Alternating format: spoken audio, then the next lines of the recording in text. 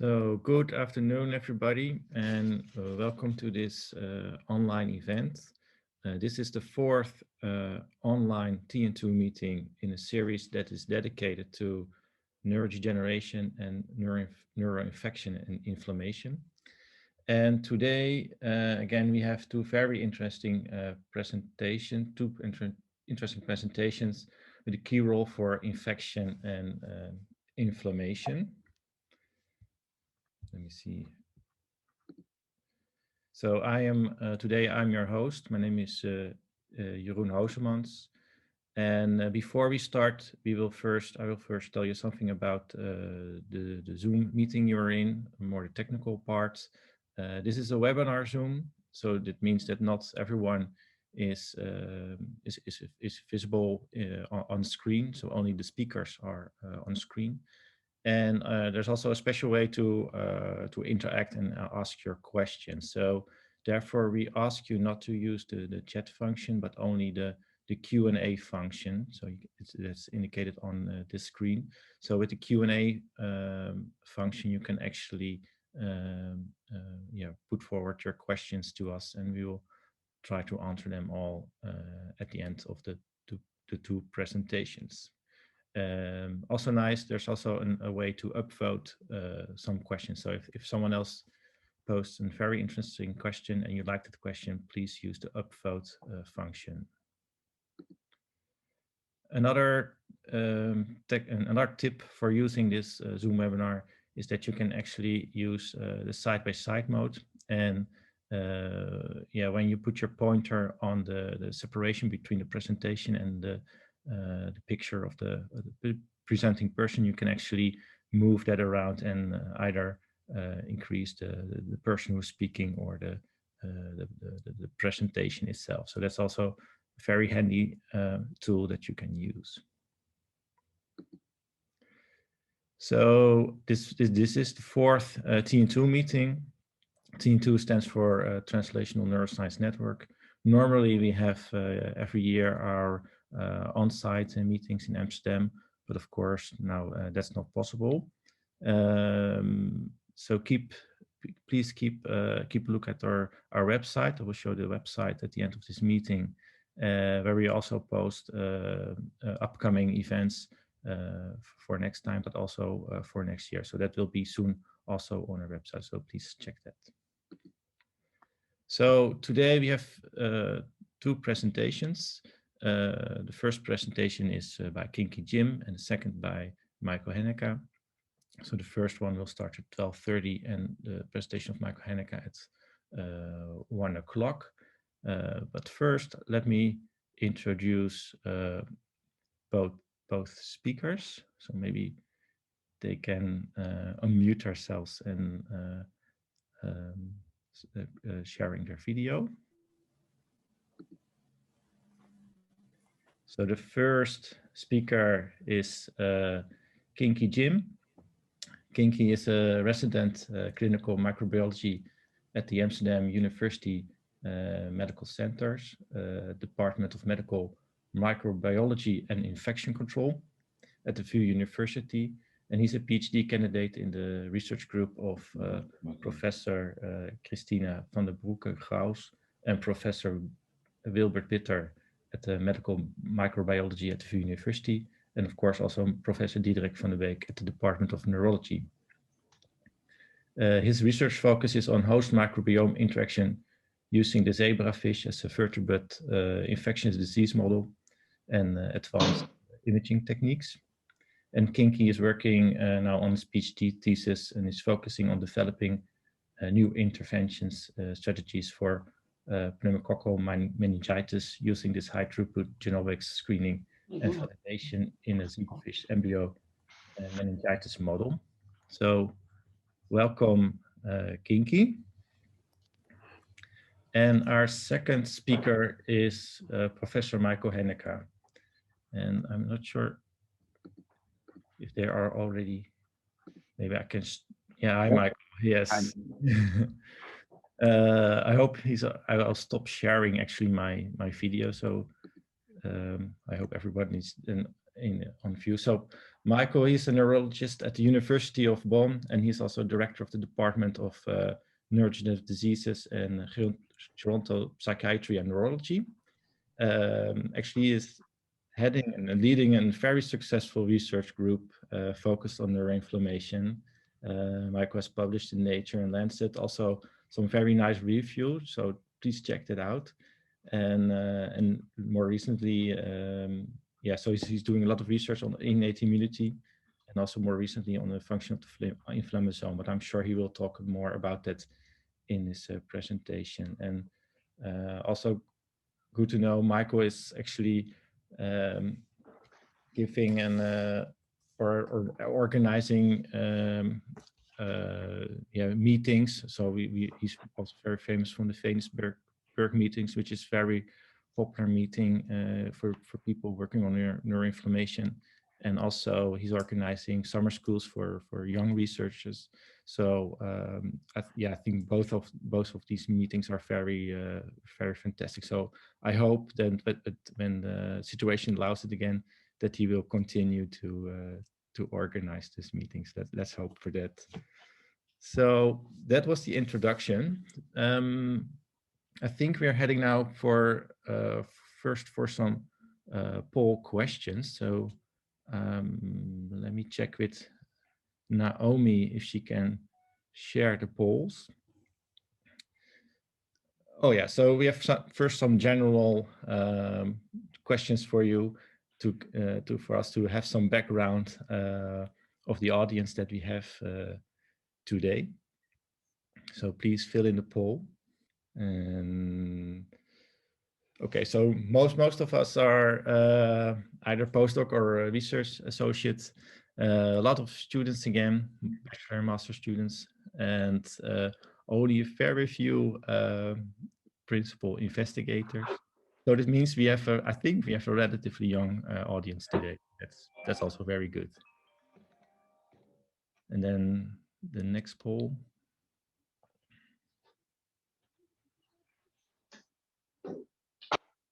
So this is a question for the presentation for Kinki.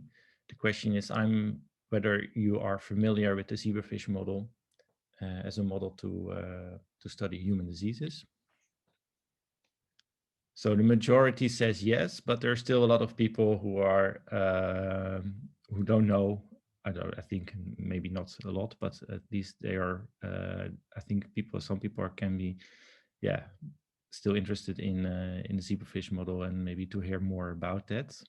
And then the other question. So Michael, I made this question for you. So does innate immunity has a causal role in Alzheimer's disease? So you don't have to answer that yet. So maybe that can come up during your presentation, but let's see what the audience is thinking about it. Whoa, okay. So I think you all have here inflammation fans in the audience. So yeah. So let's see how this story develops. But let's first start with the presentation from Kinki. So Kinki, if you can yeah, show your video and share your screen.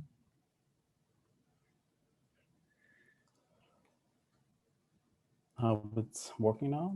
Yes, okay. Yes, it's working, and we can also hear you. So Kinki, you can go ahead and good luck. Looking forward to your presentation. Yes, Jeroen, thank you for your kind introduction. So I don't have to introduce myself. So today I will give a talk about central sensory neurons and bacterial meningitis. So bacterial meningitis is an infectional inflammation of the meninges. And the meninge consists of the dura mater, arachnoid mater, and also the pia mater, here marked in red. And despite the implementation of effective antibiotics, vaccines, and also dexamethasone therapy, it's still associated with a high mortality and morbidity rate. And actually patients that survive bacterial meningitis have very often neurological sequelae.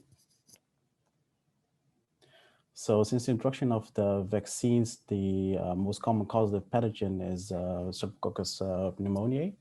It also has the highest mortality rate or case fatality rate ranging from 20 to 37% in high income countries and up to even 51% in low income countries. So what's so interesting about Pseudococcus is also that it actually contributed to the discovery of the structure of DNA.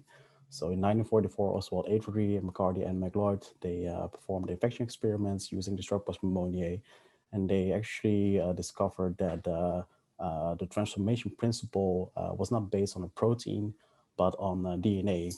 And they eventually inspired Watson and Crick, Wilkinson, Wilson and Franklin, into the discovery of the structure of DNA. So, some on the pathogenesis of pneumococcal meningitis. So bacteria can reach the subarachnoid space through the bloodstream, but also through the spread from other contagious sites, such as the sinuses or the inner ear. So in the pathogenesis of pneumococcal meningitis, it's assumed that the main route is through the bloodstream. So bacteria can colonize the nasal area or the throat area, and then eventually can invade the bloodstream and also cross the blood-brain barrier and cause meningitis. So when the bacteria are in the blood, it can attach to receptors in the endothelium of the blood vessels and cross to the cerebrospinal fluid using a different kind of mechanisms. So during my PhD, we developed a zebrafish embryo meningitis model to further study the pathogenesis and pathophysiology of pneumococcal meningitis, because the zebrafish has like many unique features to study human diseases. So this is an image of adult fish. So actually, since the 1930s, scientists have been using this model, a zebrafish model, to understand the developmental basis of vertebrate embryology. And it has gained a lot of interest lately to study also human diseases. So people always ask me, why do you use a zebrafish as a model? Because a zebrafish is not human. And I always say mouse are not human either. An interesting thing about the zebrafish is that there are like 70% of the human genes also have homolog also in zebrafish, and approximately 80% of the human genes are disease-causing genes are conserved in the zebrafish as well. So one of the nice things about the zebrafish embryo is that the development is very fast. So it's very suitable for high throughput screening and also to study the development, the biology of the zebrafish. And this is a time-lapse movie of an embryo, and here you see the time. This is the hours after fertilization, and you can see I will fast forward it a bit. That actually at 28 hours you can see that there is already a heart here and also blood circulation, and it's compared to a human embryo of approximately like 28 days old.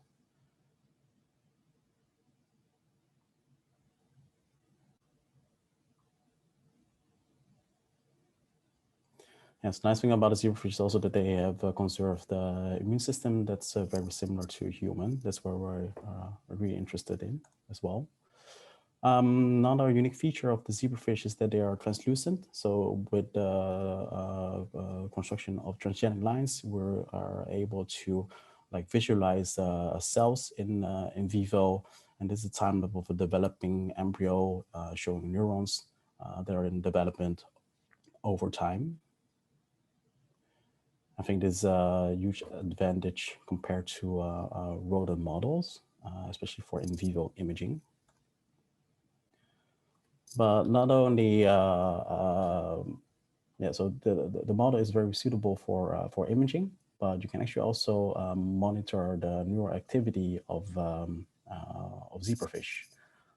So they have a high degree of neurological and behavioral resemblance with humans. And it also has been used for diseases such as Alzheimer's disease.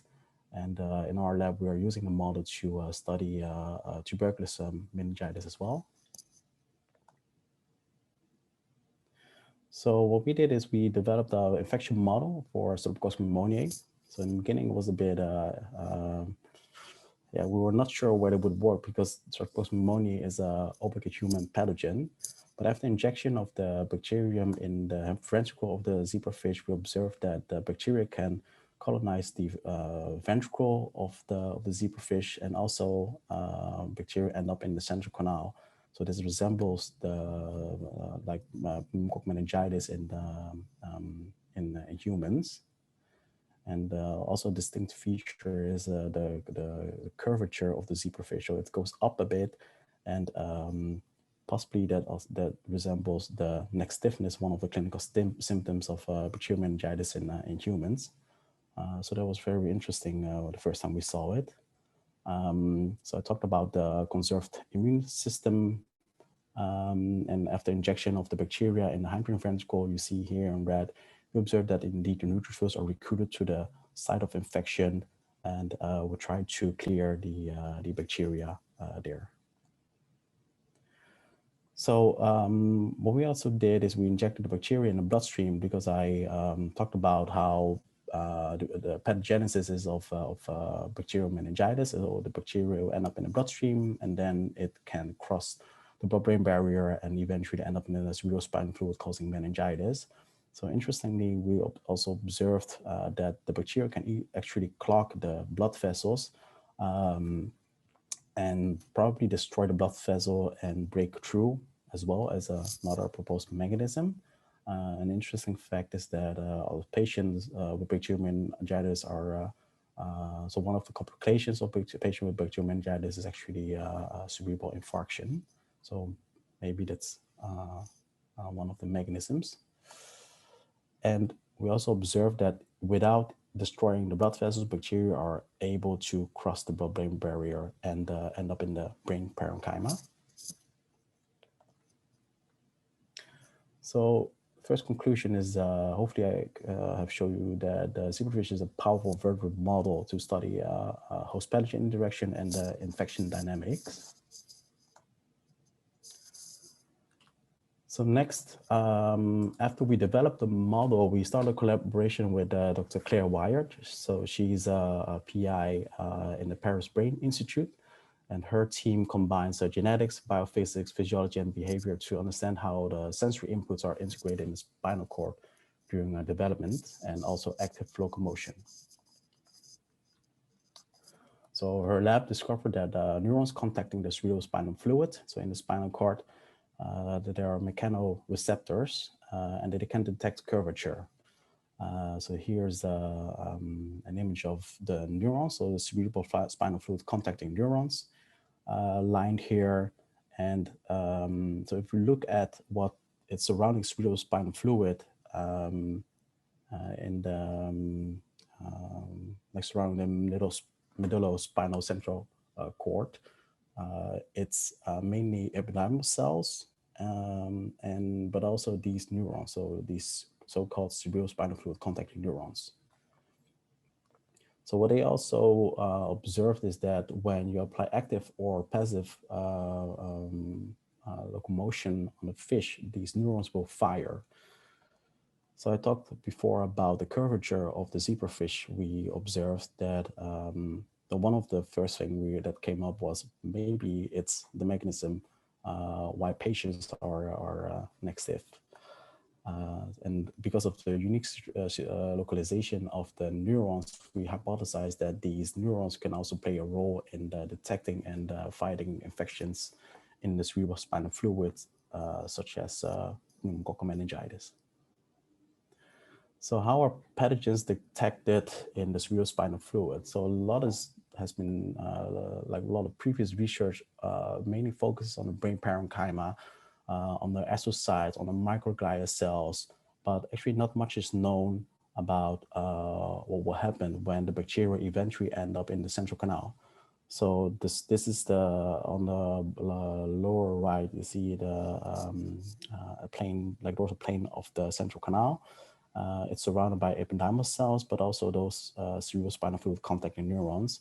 And in our model, we also observed that the bacteria can migrate through the central canal, and probably these neurons can also detect the bacteria. So that was our hypothesis.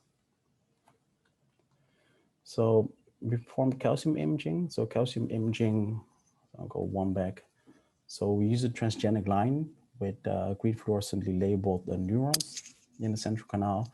And this is a transgenic line with the GCAMP5G. So this is able to show the calcium activity and showing the activity of these neurons. So after infection, we observed that the bacteria are indeed colonizing the central canal. But what is so interesting about it is that if you look at a control zebrafish here with the calcium imaging, you see activity across all the neurons. It's like random activity. But if you look at the zebrafish infected with Streptococcus pneumoniae, we actually observe dampening of the activity. But what we also observe these large transients that never occurred in a control situation. So that was our first, was one of the first signs that we think that these neurons can also play a role in detecting the bacteria. So here are the plots, and indeed, so we observe dampening of the activity, but also the large transients over time. So next, what we did is we want to know which genes are upregulated in these neurons. So there's some aspecific expression in the brain as well. So we actually cut off the head of the fish and we performed FOX cell sorting on these neurons, and we performed RNA sequencing. So RNA sequencing showed that genes that are upregulated are there are also genes that are anti-inflammatory, chemosensory, immunomodulatory, and also chemotactic. And also interesting was the TACE2R3 receptor. That's one of the bitter receptors. So some of the upregulated genes are neuropeptides that are possibly involved in the immunoregulation. So we confirmed it using in situ hybridization and showing that it's indeed localized in those cerebrospinal fluid contacting neurons. And based on the literature, we found that MSMP2 is a chemoattractant function. MPPC and ESM1 is involved in immunomodulation, and secretory granin 2 is directly antibacterial. So we think that these peptides are located in the dense core vesicles that are present in those cerebrospinal fluid contacting neurons. So I mentioned that one of the receptors we found that was highly upregulated is the TACE2R3 receptor. And TACE2R3 receptors are actually bitter taste receptors, and it has been described also in lung infection that it can play a role in the detection of bacteria and actually signaling the immune system to fight off the pathogen at the site of infection. So what we first did is we performed in vitro experiments by applying bitter compounds, but also pneumolysin to those neurons, and to see whether we see the same response as what we did in vivo. So here is on the left, we see spontaneous activity, and this is when we applied artificial cerebrospinal fluid. And this is what happens when we apply pneumolysin. So pneumolysin is a cytolytic toxin that can form pores in cells. And after, so if it forms pores, the idea is there will be a massive calcium influx showing these transients. So I think here you can appreciate that you see actually those large transients occurring after applying pneumolysin. But also after, so we also injected like a mix of bitter compounds. And we also observed those large transients. So mainly here.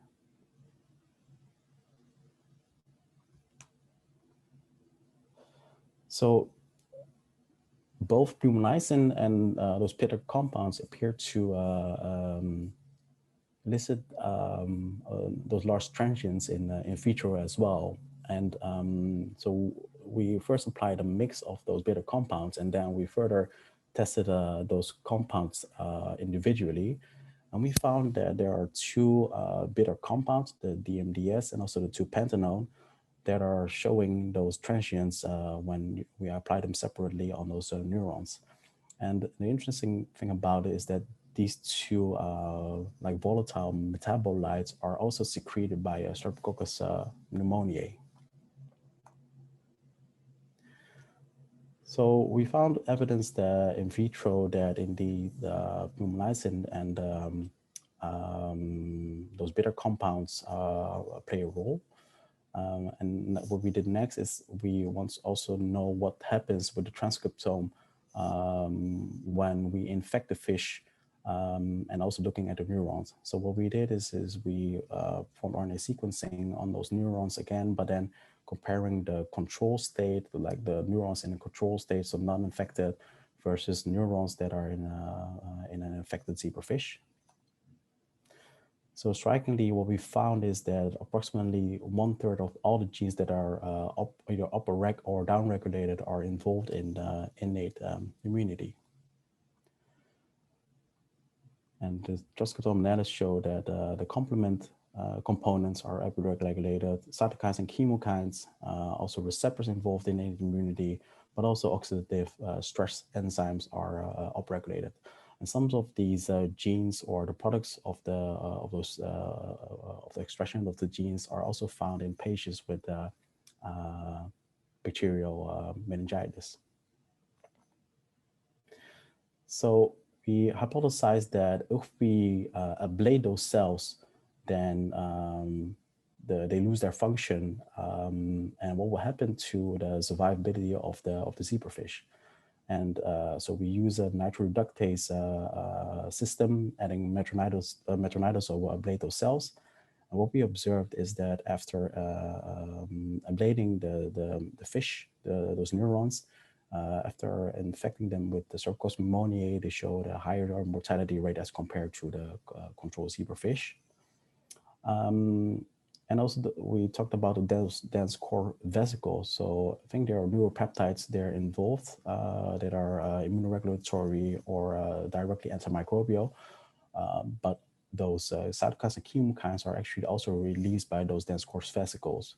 So we hypothesized that if we block the neurosecretion in a transgenic line in which we block the neurotransmission, thus the secretion of those dense core vesicles, that it also contributes to like the survival or the mortality of those zebrafish.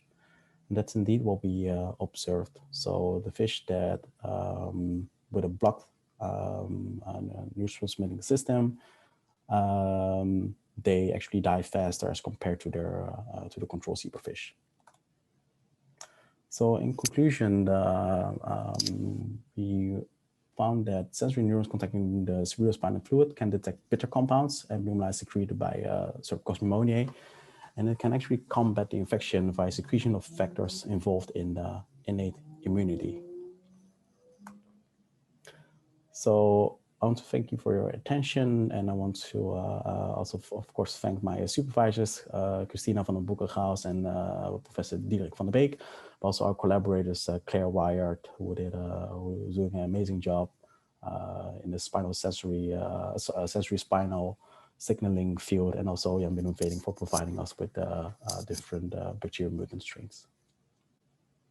Okay.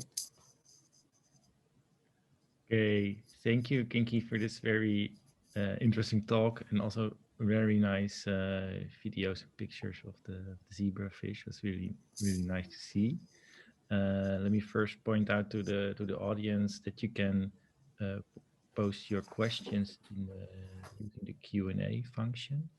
And before we go to those questions, we now invite Rutger Koning, who is a PhD student, also in the group from Diederik van der Beek and Rutger probably has some questions for Kinki. So Rutger, go ahead. Yes, hello. Thank you, Kinki, for the talk. It was super interesting to learn about this new part of the immune system. And like Jeroen said, I really liked the videos and the images as well. Really makes it very clear. So your talk, you show a lot the interaction of the pneumococcus and how it stimulates these contacting neurons. Do you think the same happens with other bacteria, and especially with other bacteria that clinically can give bacterial meningitis, that they stimulate these neurons in the same way? So thank you, Rutger, for your question. So how we came up with those bitter compounds is we actually looked up into literature for Streptococcus pneumoniae, but in the same paper, also Haemophilus influenzae has been shown to also produce at least DMDS. And we're trying to figure it out also for other bacteria, but it based on the literature, also Listeria and Neisseria can also produce those DMDS. So I think it's not only a specific compound that's secreted by Streptococcus pneumoniae, but also the other major causative pathogens of a bacterial meningitis. Okay, nice. Do we have like time for more questions, or is it just one question? Yes. Okay. So, you can ask another question, and in the meantime, Kinki, you can unshare your screen if you want. And do you have another question, Rutger? Yes, wondering, because you show that the neurons, they release these, they get stimulated and then they release certain peptides from their dense core vesicles. Do you think they only release them when they contact the pneumococcus, or do they like get stimulated to create first the peptides and then they release them? What do you think is happening? So I think those peptides are already present in the in dense core vesicles, also in the resting state. So that's also what we show with the transcriptome analysis. But what's interesting, what I didn't show is that in our new transcriptome analysis, we actually don't see the upregulations of those secreted peptides. So that's interesting. So maybe they are already present at a high expression level there. And it will only trigger the release of those peptides when it comes in contact with those bacteria. So I think the activation of the receptor with a bitter compound and also the pore forming will cause an influx of the calcium, and that's what we see with the transients. And like with the calcium influx, we think that those vesicles are being released in the cerebrospinal fluid. Okay, very nice. Thanks. Okay. Thank you, Rutger, for your questions and your input. And then we want to switch over to Misha Wilhelmus, who has looked at the questions in the Q&A. So, Misha, are there questions in the Q&A? Yes, there are. There are actually two questions. They are quite the same, in fact. But before I go to the question of Diederik van der Week, and actually also that from Arjan Brussa, I want to have a quite small question about the zebrafish model itself. You injected both directly into the brain, right? These bacteria, and you injected them in the bloodstream, and both they end up finally in the brain. But do they all? When you look at both these models, I guess the latter one is the most relevant for the human situation, right? And do you also then see that these bacteria reproduce in a similar way inside the brain fluid as when you inject them directly? So that's a good question. So it's also talked before that we don't know why patients get pneumococcal meningitis. So that's one of the things is that the bacteria end up in the bloodstream, and some patients it end up in the cerebrospinal fluid causing bacterial meningitis. But if you look at how we infect the zebrafish, so we actually inject the bacteria in the bloodstream, and they were becoming very sick. So what we observed in our model is that at this stage of the zebrafish development, is that if you inject the bacteria in the bloodstream at this time, they will die very fast. So they will die even faster as compared to a direct injection of the bacteria in the hyperventricle. So I think the model shows that indeed you can study the crossing of the bacteria across the blood-brain barrier into the cerebrospinal fluid, but to really mimic the bacterial meningitis, it's really difficult because the fish in this case die faster, and probably you won't be able to see colonization of the bacteria in the ventricle. So the model definitely has some limitation, and I think with this question you pointed out, yeah. So I would say not only use the zebrafish as a model, but also like combine all the available techniques to further study the disease. Yeah. Okay, thank you. So going back to the initial question of Diederik van der Beek and I am Brussat, could you elaborate a bit on the clinical relevance of your findings you discussed here? Yeah. So regarding the clinical relevance is we found the new genes, like we found the new cell type that is possibly playing a role, and you can imagine that you can influence either the function of those neurons or what they secrete.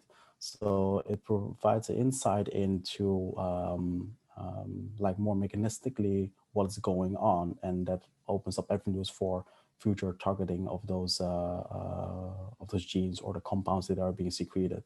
So one of the things that will be observed are those antimicrobial peptides.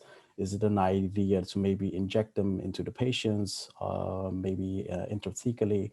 But those are the things that we need to study in future. Yeah.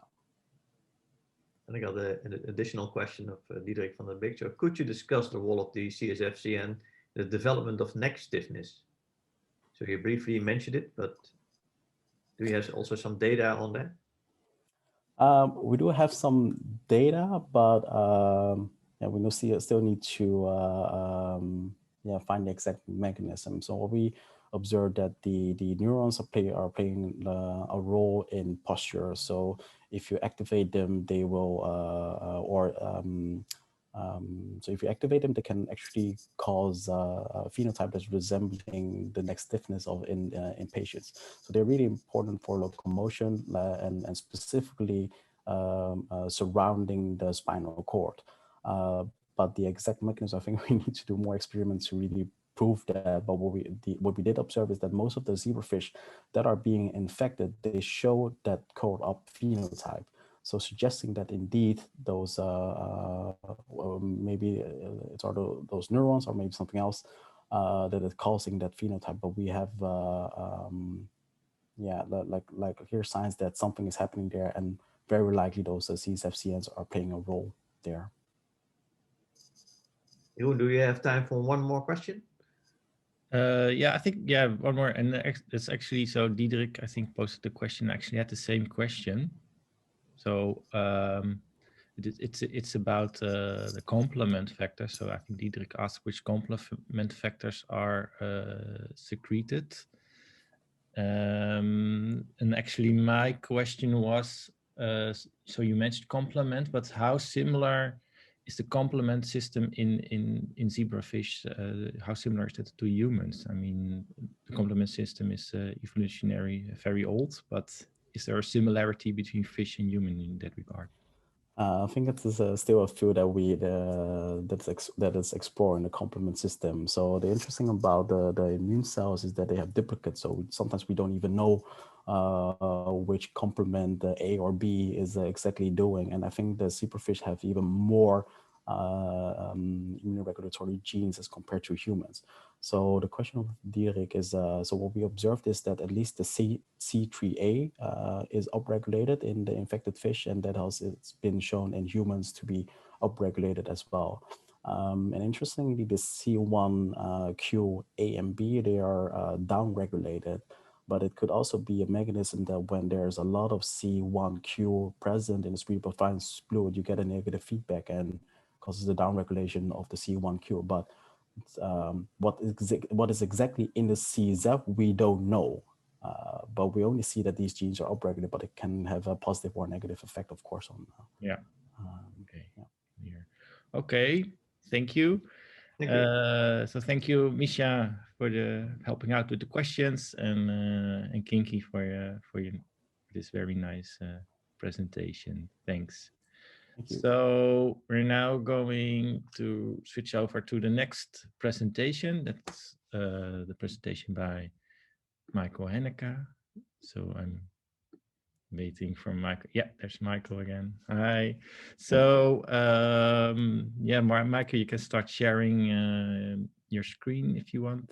And in the beginning, we had the poll that everybody in the audience actually thought is I think supporting your view, I think, on the role of inflammation in Alzheimer's disease, that it has a very, very important role. But of course, we also are interested in the data behind it. So I'm looking very much forward to your presentation. So please go ahead. Jérôme, thanks very much for having me and for this kind invitation. It's a real pleasure doing this webinar with you. Albeit I have to say I love Amsterdam, and I would have very much liked to come and have this as a physical meeting. Anyway, I think those times will come back again, and hopefully let's hope for that. And we will meet you live here in Amsterdam. Now, the question I want to discuss this afternoon with you is whether innate immune activation contributes to Alzheimer's disease. And I was very glad to see that most of you, if not all, are already convinced and believers. And let's just look at some of the data we have on this. Alzheimer's disease is currently it's a disease-causing dementia as a main syndrome. We have about 35 million cases worldwide at the moment, expecting a dramatic rise until 2050. At our department in Bonn, we see about 800 new cases per annum. And below you see a schematic showing that we have decreased the mortality due to a number of diseases, including HIV, stroke, and heart disease over the decade between 2010 and 2020. While at the same time, Alzheimer's disease mortality was rising dramatically. And the WHO has therefore in 2012 already said that dementia is a health priority and is a key factor for the next decades around the globe. We have currently no acute or preventive therapy available, and I believe that our understanding of the pathogenesis, the genetics, the risk factors, which are all critical for developing such therapies, are still having gaps, and we need to fill these gaps to effectively treat our patients in future. This is a summary of what could be underlying this disorder. You see that the amyloid precursor protein is cleaved by various secretases, and the sequential action of beta and gamma secretase is generating amyloid beta monomers. The most known are the one of amyloid beta 1 to 40 and 42 amino acid length. Those should leave our brain, as evidenced by Randy Bateman's experiments, to about 50% via the CSF or the glial lymphatic pathway, and the remaining 50% should be taken out by microglia activity. If the tissue concentration rises, the amyloid beta monomers are forming oligomers and fibrils, and those fibrils then deposit in amyloid beta so-called neuritic plaques. The deposition in the parenchyma causes an inflammatory reaction. These are GFAP positive astrocytes. You could imagine that microglia cells assemble at the same site. We'll see that. And ultimately, the disease is characterized by the formation of neurofibrils in neurons, which indicate neuronal dysfunction and ultimately death. When microglial cells get activated, they undergo a massive pathological and morphological change. You see that usually they have a wide spanning processes tree here, and all these processes are retracted.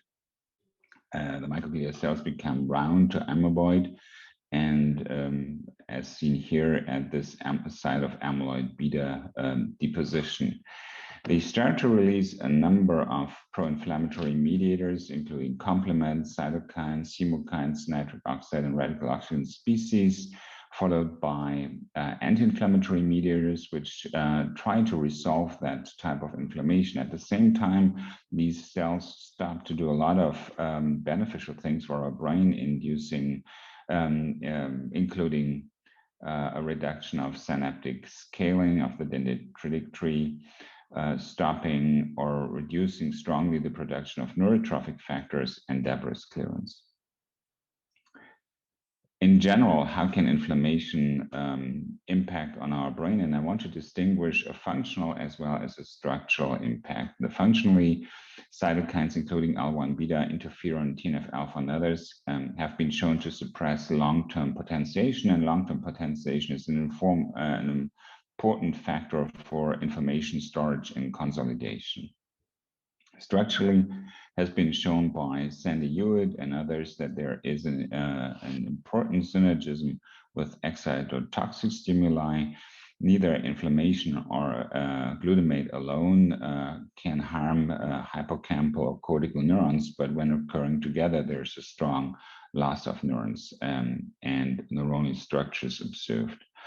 Hoyon Song had a paper showing that some of the synapses, in particular in Alzheimer's disease, are decored with complement factor 3, and microglia cells then engulf those in a C3 dependent fashion and remove those synapses. And this can occur in excess and certainly contribute to cognitive and amnestic deficits. There is microglia uptake of living neurons if those do not present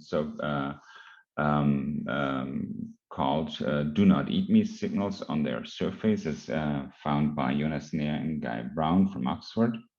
And I guess there are a number of further mechanisms by which inflammation directly or indirectly harms our brain, especially in a chronic manner. This is showing you a cortical section of an AD patient stained for Congo red and MHC class 2. You'll see that MHC class 2 positive microglia surround these beta sheet structured amyloid beta deposits. And long before Congo red actually has been used to stain human brain, it has been developed for something completely different. So Paul Bötticher, working at Bayer in Leverkusen, close to Bonn, has actually synthesized this as a stain for shirts and textiles. But because the Rhineland is, as probably Amsterdam, a rainy region, it turned out that it would not stay in the textiles. So they put it back on a shelf until a cleaning person threw it to the ground, leaving that ground of this laboratory in a very strained, fashioned way. And this led to the ultimate finding that Congo red would stain bacteria. So in 1870, Bötticher went to Berlin and licensed Congo red as a bacterial stain. So what's the commonality between a bacterial surface and a human brain? And this has been described much later in 2002 in a science paper by Matthew Chapman and colleagues, who found that a number of bacteria, including Escherichia coli, Staph aureus, and Salmonella typhimurium, so very common to us, present beta sheet structured amyloids on their surface by nature. And these beta sheet structured amyloids actually look very similar to those deposited in our brain. But that means that over a million of years of evolution, the myeloid cells have been taught that a beta sheet structured amyloid indicates a pathogen, and these cells have been equipped with pattern recognition receptors, including toll-like receptors, CD47, CD36, which are actually responding and to these beta sheet structured amyloids. So there are two major reactions. One is the signaling into innate immune transduction pathways, and the one is the phagocytic removal answer. Now, when does this take place? What I show you now is a summary of PET scans taken from one family suffering from familiar Alzheimer's disease due to a presenilin mutation. And the different ages and different scans have been assembled in one video which it tries to estimate the true onset in those brains. And there is increasing evidence from various studies that this also is very much the same in the sporadic type of Alzheimer's disease. We start 25 years prior to the first cognitive deficits, which were short-term memory deficits in this case. And you will see that now over the years, these brains fill with amyloid. We're 20 years ahead of the first memory deficit, 15 years now. And you already see the precuneus, the frontal lobe, with an increased enhancement. You also can recognize that there are different dynamics of amyloid beta depositions. Now we have 5 years prior to the first cognitive symptom, and now the patient has the first time the feeling that something is wrong with his memory. This goes 10 years into disease, and it's easy to recognize that most of the damage obviously is being done in clinically inapparent years. And if we put this on a scale over various decades of life, we see that we have a phase where cognition is still normal. We have a phase which we describe as mild cognitive impairment. It's actually characterized by short-term memory deficits without having any other cognitive domain being affected, and then the phase of Alzheimer's disease. So it seems like amyloid beta deposition takes place 2 to 3 decades prior to the first cognitive symptoms. And that just means to me that everything else we describe or find after, because amyloid beta is, as a beta sheet structured, amyloid is such a strong inducer of immune reaction, takes place in the presence of inflammation. Now, there are more danger-associated molecular patterns in the brain arising during this chronic type of inflammation. One is chromogranin, which has been found to be elevated in Alzheimer's disease and in other neurodegenerative disorders. Yes? So I think you have some slight technical difficulty with your slide, which is, I think, for me, it is stuck. And I also got some people from the chat. Okay, which slide you see now? We still look at the time course of A beta deposition in the brain. And this is the next one you see? Yeah, now we see the next one, yeah. Okay, fantastic. I'm very sorry, I'm not sure. Normally that works without problems. So I put this on a scale of, you know, decades of life. And again, as we probably understood, there is a phase of normal cognition where amyloid beta deposition already takes place. You see the MCI phase and the AD phase. And the point I want to make here is that amyloid beta, being such a strong inducer of the innate immune reaction and being deposited early in the brain, just causes inflammation, which will be present through all the later phases and stages of the disorder. So basically, all the phenomena we observe are occurring or can take place in the presence of that chronic type of inflammation. Now, amyloid beta is not the only danger-associated molecular pattern which causes pattern recognition ligation. There are others. One is chromogranin A, which has been found elevated in a number of neurodegenerative disease and has been also shown to be as potent in causing actually microglia activation here as bacterial lipopolysaccharide. There is a number of S100 proteins which accumulate in AD brains, and you can see that when we just block one, in this case MRP14, in an animal model of Alzheimer's disease, we reduce the production of TNF-alpha and interferon gamma by about 50%. At the same time, microglia cells are more capable of taking up and degrading beta amyloid.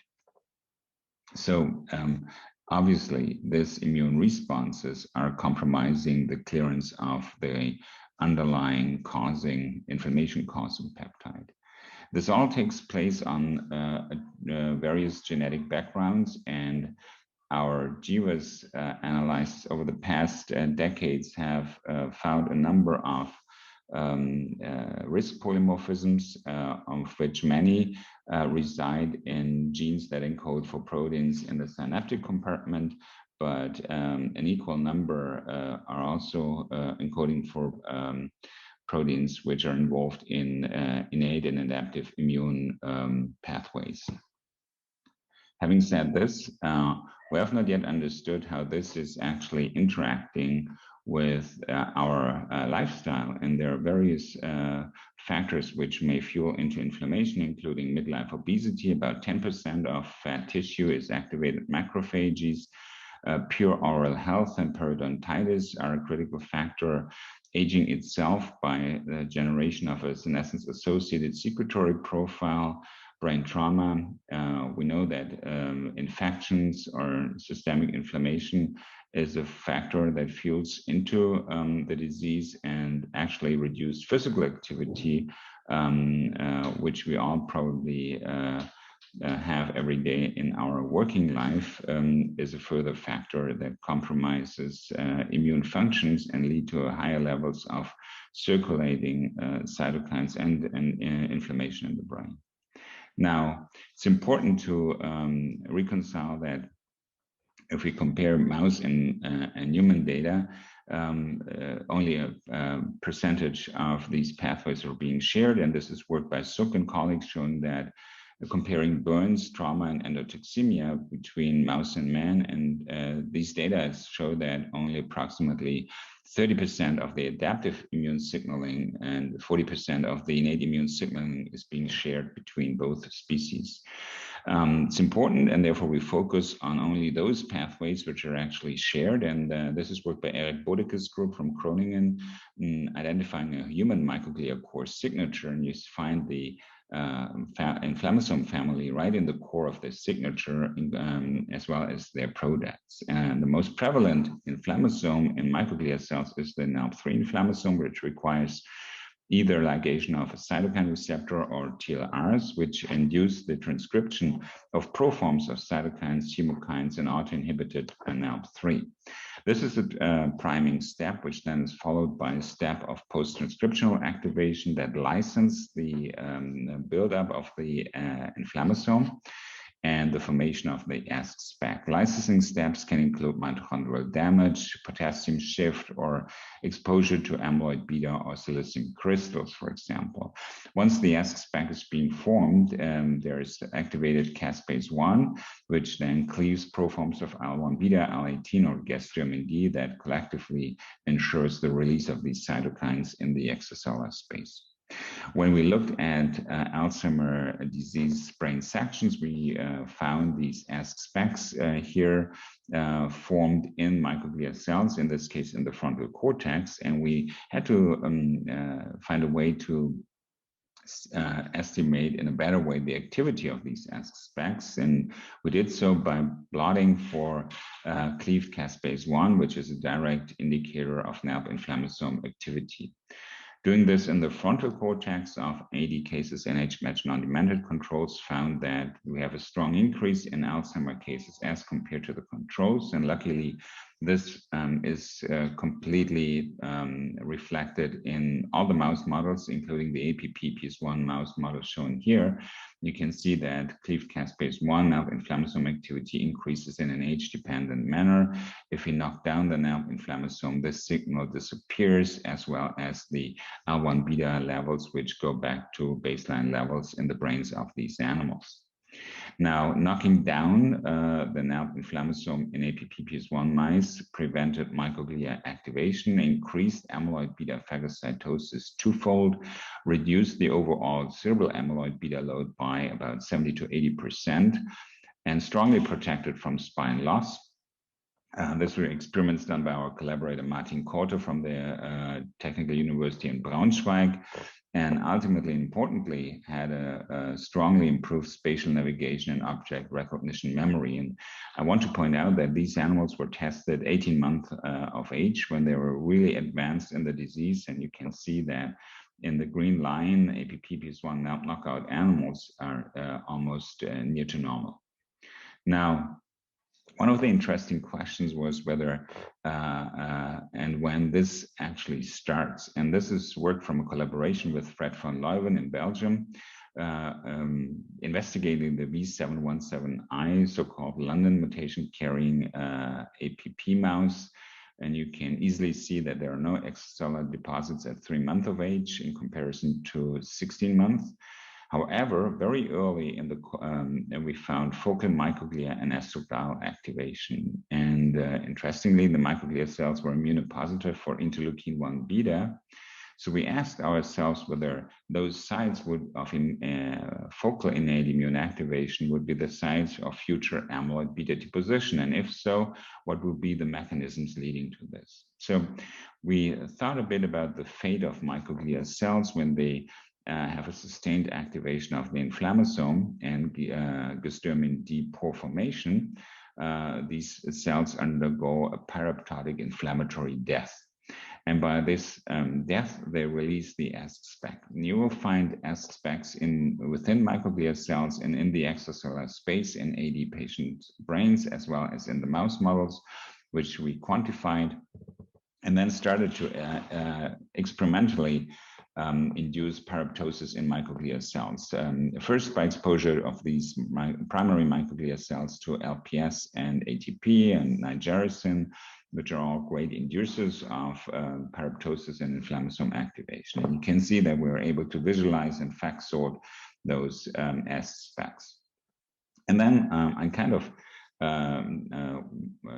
wanted to show that beta amyloid exposure is a strong inducer of microglial periapoptosis, and I tortured a number of PhD students and postdocs, and they all failed.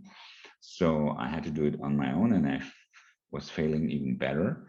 But I was a bit luckier because I had to use immunolabeled, TAMRA-labeled amyloid beta.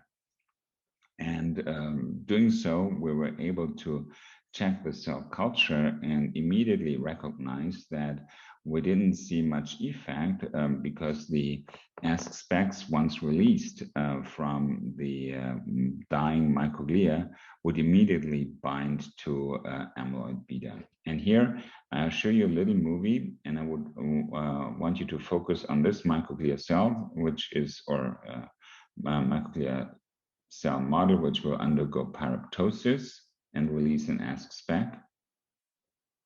And immediately you'll see that the TAMRA red labeled amyloid beta forms a halo surrounding the ASC spec. Now, on an electron microscopy level, you can see that here's amyloid beta alone, the ASC spec alone, and the ASC spec is like acting as a magnet for the amyloid beta, which led to the hypothesis that once microglia cells undergo periapoptosis and release the ASC spec, that would be an ideal matrix for amyloid oligomerization and deposition. So we tested this hypothesis using the thioflavin T assay at the beginning, and this shows you the conversion of a monomer to an aggregate. You see in green A-beta aggregation in the absence of ASC, and then in response to the addition of increasing concentration of ASC, this strong shift to the left, which indicates cross-seeding and binding, actually. This could also be observed in a Western blot assay. Here you see that in the absence of any ASC, there's hardly any fibril or oligomer formation, while the increasing concentrations lead to the occurrence of both of them. This is the case here in this experiment when ASC specs were co-incubated with A-beta 1 to 40, but it looks the same when we used amyloid beta 1 to 42. Now, the next step was testing this in an animal model, and we used a model which has been introduced by Larry Walker and Matthias Jucker using an injection of amyloid beta brain lysates from patients or mice models into opposing hippocampy together with solvent control or with wild-type mouse brain lysates, and assessing the spread of A-beta pathology after different periods of time. And you can find description of this in a very nice Nature paper published in 2013. This model has a problem because synthetic amyloid beta has no seeding activity, suggesting that either the amyloid beta is different or there's one or more endogenous cofactors which are required for spread of pathology. This is probably the most important slide in the entire presentation. So it shows you that if you inject wild-type brain lysate versus APP brain lysate in APP PS1 mice, we get a twofold increase here of the number and the area of amyloid beta deposits. Interestingly, you see this strong increase here of fibril and oligomer formation, no effect on APP processing, strong increase in total A beta. Comparing this to non-injected, age-matched transgenics, we see that wild-type lysate injection does not cause any harm. You see the formation or degree of oligomerization and fibril formation is the same. Again, no change of the APP processing pathway. And then we do the exact same experiment in animals which lack AST, so without the chance of generating AST specs, and the entire effect is gone. So here you see that there's absolutely no increase in amyloid beta deposition, and most importantly, for me, there is a complete absence here of oligomerization and fibril formation. So what about patients? Analyzing patient brains, and again, comparing age-matched non-demented controls to AAD cases, we found that A beta bound to ASC can only be visualized in brains samples from 80 cases. In a further analysis, we then were able to look at controls, MCI cases in 80 patient brain samples. And for that experiment, we splitted the fluffy fiber compartment from the core of the plaque. And interestingly here in the MCI stage, we see that ASC already co-localizes to amyloid beta in the core compartment, while the only difference of the 80 patient was that we find more amyloid beta in the fiber compartment. And this was completely in line with our histological analysis, which showed that we see most of the plaques containing a red ASC positive core being surrounded by a 6010 positive halo from amyloid beta. And actually, this is very reminiscent to the movie I just showed you in the cell culture experiment. Now, is this a finding of the Heneka lab? I don't think so. Here you see a new histological section stain for ASC and IBA1 in a frontal cortex section of an AD patient. And you can see a lot of damaged and microglia cells. Actually, I think this, I call this microglia Armageddon, and it looks like a microglia cemetery to me. You see a lot of damaged cells, released ASC specs. This microglia cell looks pretty intact, but it's about to release 2 ASC specs. And all the rest of it seem to be corpses. And actually, you can find these microglia corpses here back in painting from Alois Alzheimer and Franz Nissl from 1911. And I think they were quite sure and aware of the fact that microglia suffer a lot in the described disease. Now, an ultimate question we had was whether the early amyloid beta deposition would lead to the formation of neurofibrillary tangles. And to answer this question, and especially to answer the question whether the NAMP inflammasome pathway would be involved in this, we employed a further model introduced by Jürgen Götz from Brisbane, published in Science in 2001. And what Jürgen did, he used brain lysates, again derived from APP-PS1 transgenic mice versus solvent control or wild-type mouse brain lysates in opposing hippocampi of the same mouse. But he did this in tau transgenic animals and analyzed the spread of tau pathology. So doing so in tau22 mice, which were provided to us by Luc Bouet from Lille, we found that wild-type lysate, as compared to APP-PS1 lysate, would lead to a strong increase here of 88 staining and tau pathology. And this effect was completely absent when mice were lacking ASC or NALP3. This is shown in this quantification. You see the tau22 mice here receiving the hemisphere that receives wild-type brain homogenate versus APP-PS1 brain homogenate. And the increase in the red bars is completely absent when mice were lacking S or NAP3. So together we propose a model that microglia cells that undergo inflammasome activation in response to pattern recognition ligation by amyloid beta, tau, or any other danger-associated molecular pattern start to activate the inflammasome, leading to the release of IL-1 beta and IL-18. And I did not show this today for time reasons, but there's a mechanism we identified via the interleukin-1 receptor on the surface of hippocampal neurons, which then leads in a MyD88 MEC1/2 and CAM kinase to alpha-dependent pathway to the phosphorylation of tau, formation of paired helical filaments and neurofibrils. So in summary, my initial question whether innate immunity contributes to Alzheimer's disease is now split in 4 sub-questions. One is how microglia cells are actually activated in response to neurodegeneration. I think I showed you that beta sheet-structured amyloids are a danger-associated molecular pattern to immune cells and all the myeloid cells, including microglia. Pattern recognition receptor ligation leads to signal transduction pathways, including the NAP inflammasome, which leads to cytokine maturation and release. Immune activation can impact on microglia and neuronal function. On the microglia side, as shown, there is the release of cytokines, reduction of beneficial actions, and impaired phagocytic clearance activity. On the neuronal side, there's LTP suppression, synapse loss, axonal destructions, and probably a number of different pathways which lead to neuronal death. So neurodegeneration is not only a response, but it can also be induced by innate immunity.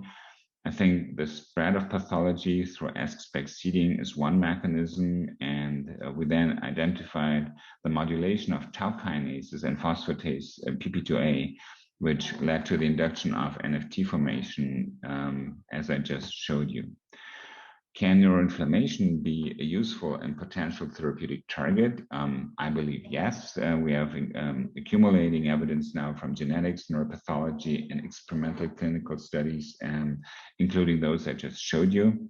There's a whole other data set on TREM2 being an important immune mediator. But I think we need to consider species conservation strongly, the time of intervention, and when we modulate the immune system in the brain, we will also affect the periphery. With this, I'm at the end of my presentation. I thank the people in my lab here at the University of Bonn and the German Center for Neurodegenerative Diseases.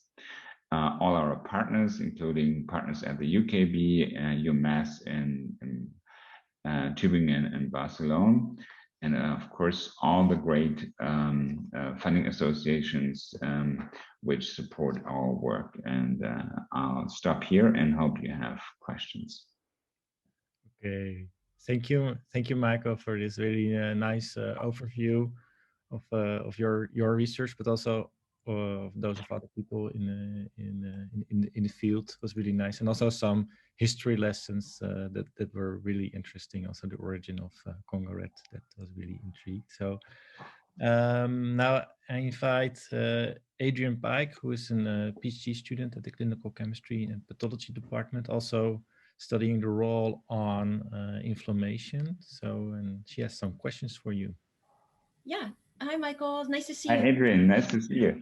Thanks for this really nice talk. I think this is such an exciting topic to be in right now. And this work is really nice. It's really convincing. And I had a couple of questions. The first one was the initial trigger for the ASC-spec formation. Do you think that that's, and you touched on this a little bit, I think, but do you think that that's related to initial A-beta aggregation for non-inflammasome related reasons that might be genetic or something else? Or do you think it could be related to ATP or just other triggers?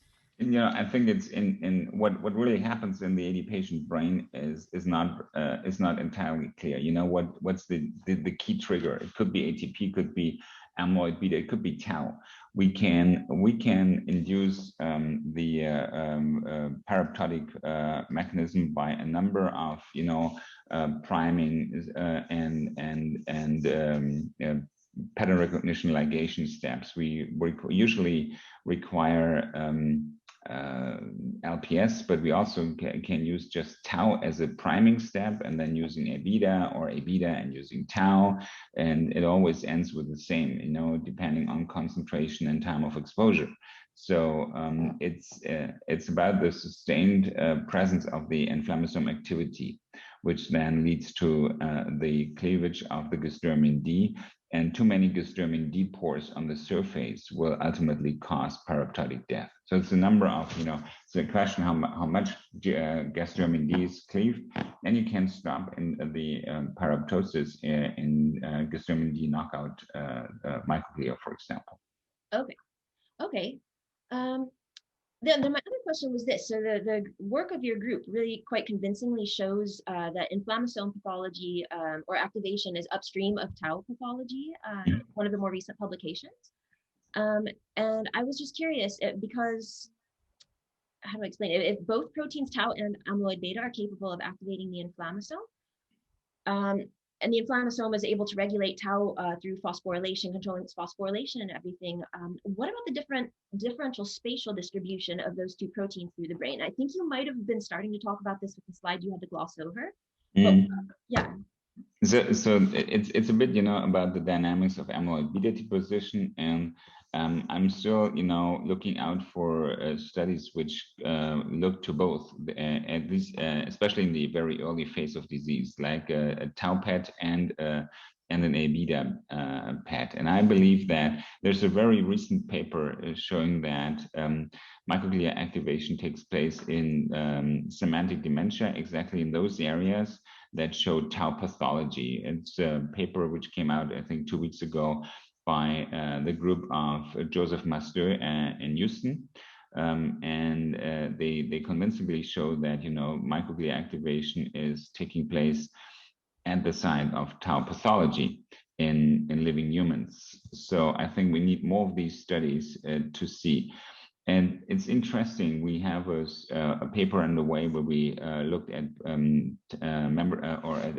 German cohort, a longitudinal cohort from 80 cases, which believes that it can span over 20 to 25 years. It's the so-called DELCODE cohort here at the DZNE, and we see very early an immune reaction which is only taking place in patients which have an amyloid, which have a tau signal in the CSF, but not signs of amyloid beta deposition. So I'm very much confused by this result. I'm not quite sure any longer whether amyloid beta is really the absolute earliest phenomenon. We may, look at a cycle of events which influences each other, but clear is, and that's the data we can reproduce very well in the lab, is that both beta amyloid as well as tau, tau even as a monomer and as an oligomer, can lead to the induction of the NAP3 inflammasome.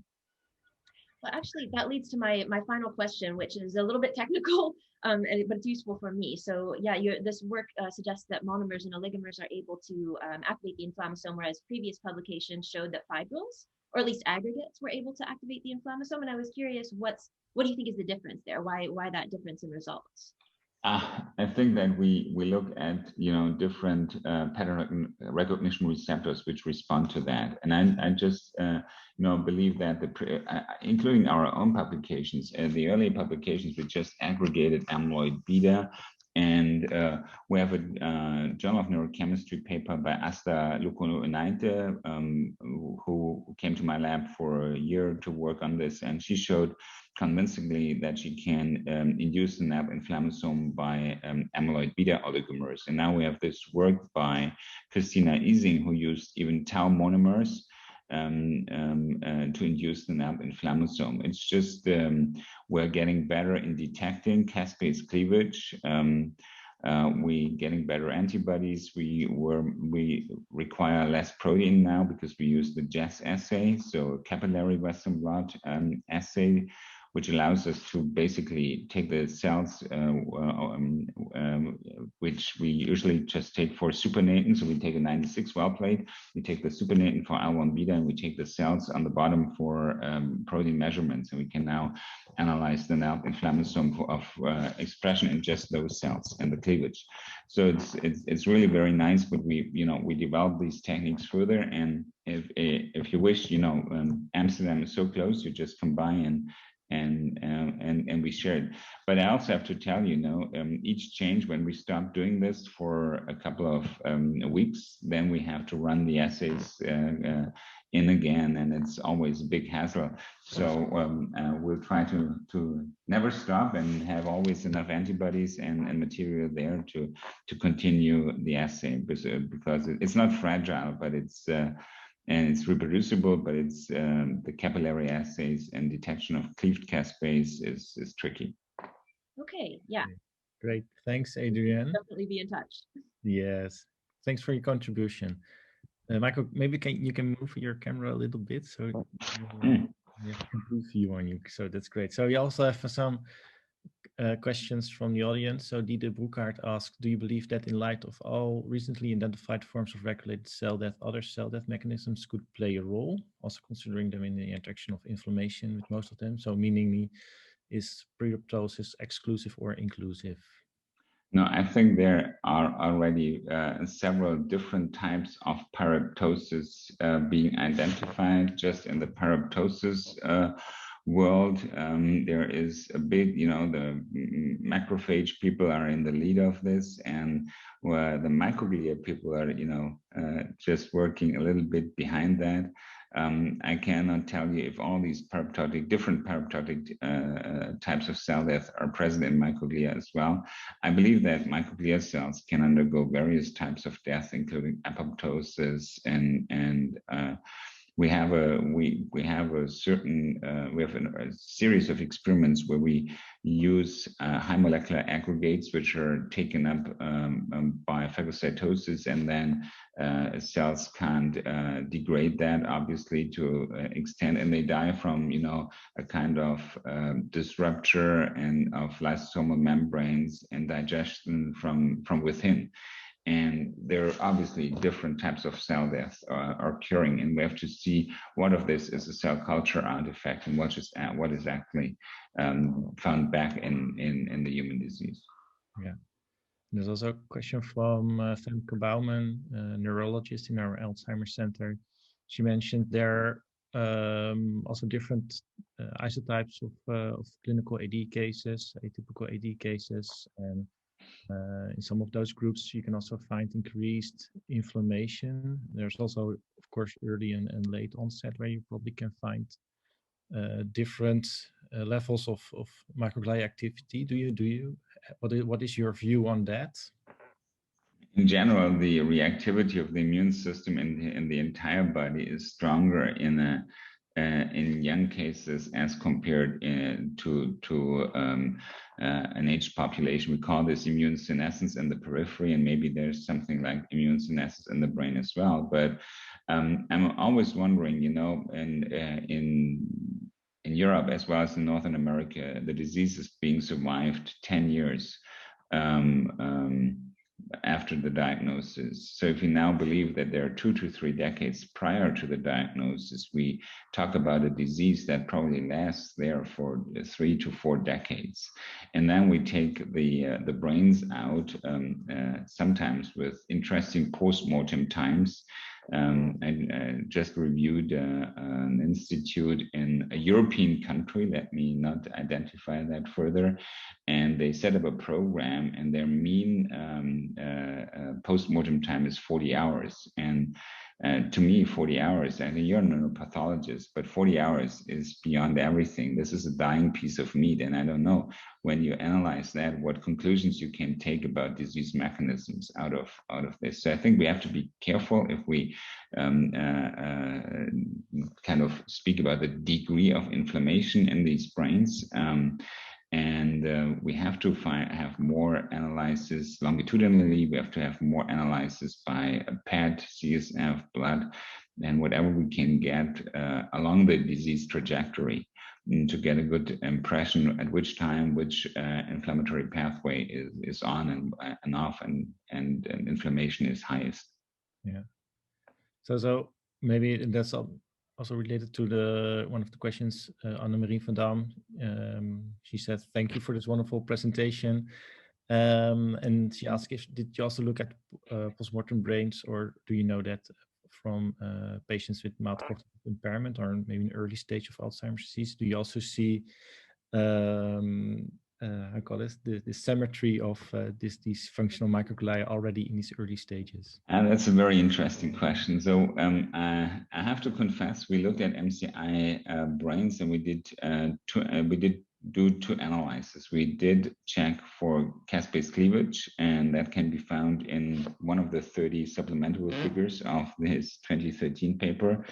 And we did check the fluffy fiber compartment analysis, but that was it.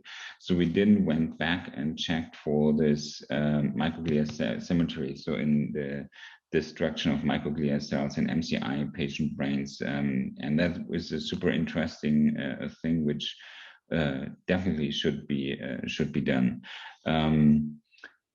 We have a paper hopefully coming out soon where we analyze the CSF of along a really long disease trajectory, and we see inflammatory signals very, very early, and you know, 20 years ahead of onset of disease, showing TAM receptor shedding, which is another phase of the innate immunity. So I think we're just scratching at the surface right now, and analyzing MCI and probably SCI cases and healthy controls. There are a lot of people who believe they're healthy, but they already have a tau signal in the CSF according to our cohort, and or signs of A-beta deposition by pathological ratios. I think we should closely look at those in a longitudinal manner. Yeah. Okay, so the last question from Diederik, because time is running out for us. And Diederik van der Beek asks about the mitochondrial dysfunction in microglia. Has this a role in AD, or is it just a bystander effect? I have no own data on that. What I can tell you is that mitochondrial dysfunction in ROS generation is one of the factors that leads to the activation of the NAB inflammasome. It's a described mechanism, and we found that in connection with exposure of microglia cells to alpha-synuclein, not so much to amyloid beta, but it certainly deserves a second look. Yeah. Okay. So yeah, we're running out of time. So the other questions, yeah, we will forward them to Michael. Yeah, please do so, and drop me an email, and I try to answer them all. And then I think we have also one poll, one question. So actually, I put a poll on for you, Michael, but that was actually your last. I call it your point about whether inflammation could be an effective therapy for Alzheimer's disease. But I think you explained that very well already, and I think you convinced most of the people. So I'm waiting for the poll. Oh yeah, so still the question is still there. So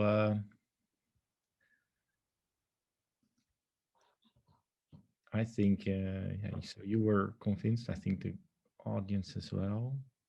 So let's see what the poll says. Yeah, they still agree.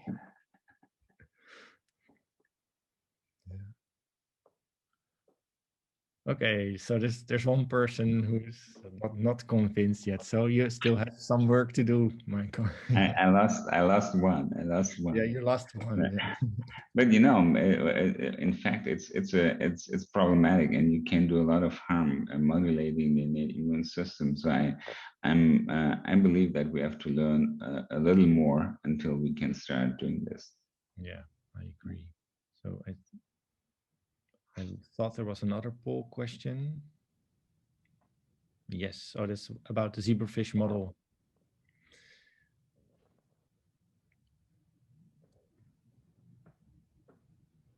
So Kinki, I hope you convinced a lot of people using the Zebrafish model.